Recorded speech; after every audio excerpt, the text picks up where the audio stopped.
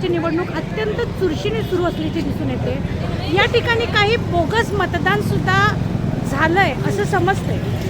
नेमका काय प्रकार आहे आपण आता जाणून घेणारच आहोत, पण त्यानंतर निवडणूक अधिकारी त्यावर कोणती भूमिका घेतात हेच पाहणं आता औत्सुक्याचं आहे। आज पोलीस स्टेशनला नेलं त्याला, तर काय योग्य ती चौकशी करतील पोलीस करत होता। त्याला पकडून पोलिसांच्या ताब्यात दिले।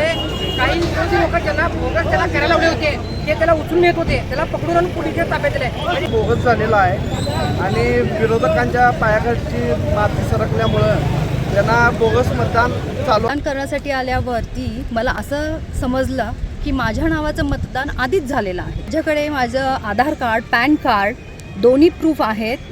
आधार कार्डवरचा नंबर आणि तो आधार कार्ड नंबर वेगळा आहे, तर याची नोंद घ्यावी।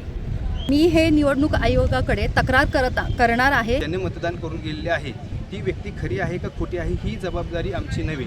त्यानं सादर केलेला जो डॉक्युमेंट, तुमची जबाबदारी नाही ऐका की त्यानं सादर केलेला जो डॉक्युमेंट आहे, नावाचा पुरावा जो डॉक्युमेंट आहे, तो जर साम्य असेल, कसल्याही पद्धतीचा फरक नसेल, ते डॉक्युमेंट तुमच्याकडे आता आहेत काय बोगस केलेले? नाही, ते आम्ही घेत नाही। मग साहेब, आता त्याच्यानंतर जी खरी व्यक्ती आहे ती आलेली आहे, आता तिच्याबद्दल तुम्ही काय नेमका निर्णय घेणार? काय केले आम्ही, त्या व्यक्तीला सुद्धा आम्ही मतदान करू दिलेलं आहे, त्या व्यक्तीने सुद्धा मतदान केलेलं आहे। तथापि ते मतदान जे आहे ते प्रदत्त मतदान म्हणून आम्ही एका वेगळ्या लिफाफ्यात ठेवलेलं आहे। साहेब, प्रदत्त मतदान म्हणून होणार, पण तुम्ही आता बघितलंय गडिंग्लज नगरपालिकेला एका मतानं किती फरक पडतोय तुम्ही बघितलंय। नक्की आहे। मग जर आता हे बोगस मतदान अपोजिशनला पडलेलं असेल आणि त्या एका मतामुळे जर फरक पडला गेला या निवडणुकीचा, कारण 20 वर्षानंतर ही निवडणूक होते, तर त्यावर तुम्ही काय भूमिका घेणार? तुमचे नियम समजले, तुमची काय भूमिका असणार?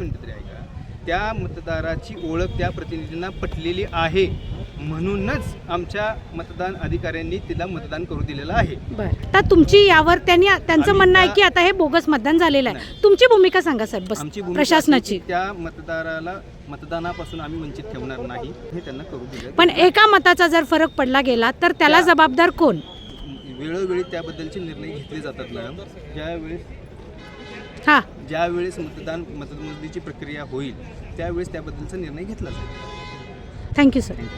बॅलेट पेपरवर होणारी ही मतदान प्रक्रिया असल्यामुळं अत्यंत काटेकोरपणानं या मतदान प्रक्रियेवर लक्ष ठेवणं गरजेचं आहे। पण असं असतानाही बोगस मतदान आणि बोगस आधार कार्डचा या निवडणुकीमध्ये उपयोग करताना दिसून आलाय असं इथल्या प्रत्यक्षदर्शींचं म्हणणं आहे। जनगर्जना लाईव्हसाठी कॅमेरामन जय्यद सय्यदसह लता पालकर, गडिंग्लज।